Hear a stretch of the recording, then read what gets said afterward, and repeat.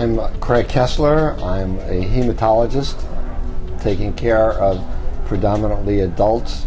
I've been in hematology for about 40 years.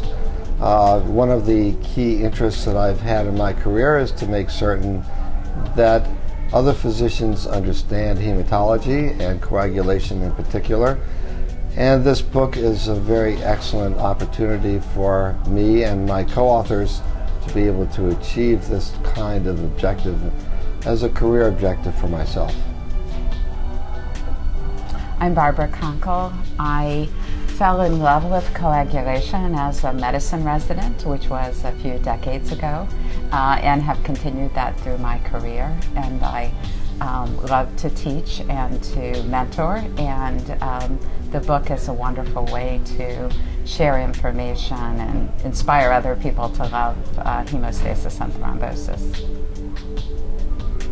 My name is Craig Kitchens. I'm a professor at the University of Florida. I've been, I think, a natural-born hematologist. I've always loved it, found it fascinating, and I, like the other two editors here, we're very amazed at how everyone thinks they know hematology until they get a consult, because it quickly escalates from the quote hematology that you learned in medical school, end quote, to very sophisticated and growing evidence and new treatments, new medicines.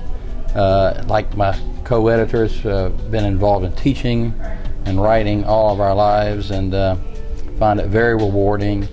We find the feedback from people that we've trained and people we've never even met of the book has been extraordinarily gratifying. So what we've tried to do with our textbook is to make certain that we can extrapolate for the clinician laboratory interpretation of data so that they know how to apply it to the clinical situation. Most textbooks don't do this. They'll present a figure or they'll present a table about normal values versus abnormal values, but not how do you apply it and interpret it, the nuances of the abnormal laboratory data. And I think that's one of the major strengths of our book. I'm a new editor for this edition, and prior an author, and I think an important thing with the new edition is what was really true with the old editions, except it's updated with new information. And this book, having been an author and now an author and an editor, the care that's taken to be sure that it really can speak to the person who's going to read it, and as Craig said, help them interpret the data, help them do that. The degree of reading the new chapters to be sure they meet that purpose is remarkable, and so that makes it an incredibly useful text.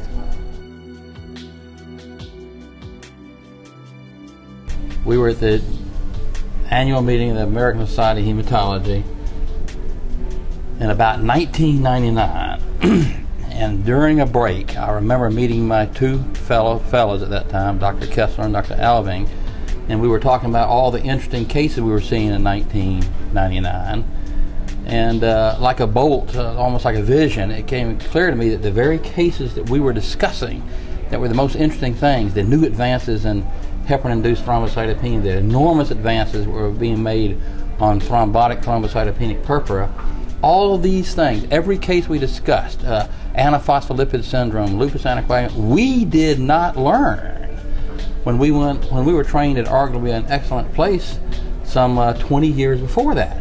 So everything we were fascinated by in 1999, we had never even envisioned when we were fellows in 1973, 74, and 75. So it occurred to me, we need to write a book. And we did. Now, some questions immediately were asked, because we're always trained to be a little adversarial with each other. The first things that Dr. Alving asked me and Dr. Kessler was, well, we got books. Why do we need another book? Because I said, the books that are available at that time, in 1999, are not teaching as much as just lecturing.